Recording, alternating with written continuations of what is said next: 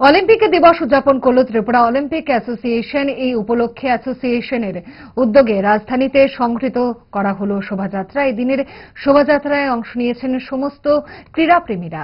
এই কর্মসূচিতে আমন্ত্রিত ছিলেন মুখ্যমন্ত্রী ডক্টর মানিক সাহা। মুখ্যমন্ত্রীর সাথে কর্মসূচিতে অংশ নিয়েছিলেন মেয়র তথা বিধায়ক দীপক মজুমদার, বিধায়িকা অন্তরা দেব সরকার, শিলচরের বিধায়ক ডক্টর রাজদীপ রায় সহ রাজ্য অলিম্পিক অ্যাসোসিয়েশনের সচিব ও প্যাট্রন সহ বিভিন্ন সংগঠনের খেলোয়াড়রা।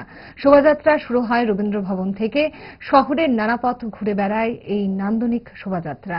আয়োজিত শোভাযাত্রা কর্মসূচিতে বক্তব্য রাখতে গিয়ে মুখ্যমন্ত্রী ডক্টর মানিক সাহা বলেন, এই ত্রিপুরা অলিম্পিক অ্যাসোসিয়েশন নিয়ে আমরা সবাই জানি যে কিভাবে তার একটা পুনর্জন্ম হয়েছিল এবং এর জন্য আইনের থেকে আরম্ভ করে বিভিন্ন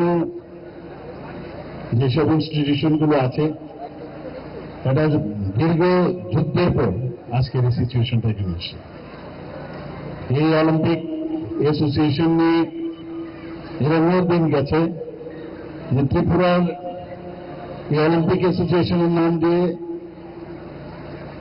অন্য প্রদেশের লোকদের খেলানো হয়েছে, আমরা সবাই জানি এবং সবাই নিউজ পেপারে পড়তো বা বিভিন্ন সোশ্যাল মিডিয়াতে পড়তো, কিন্তু এটাকে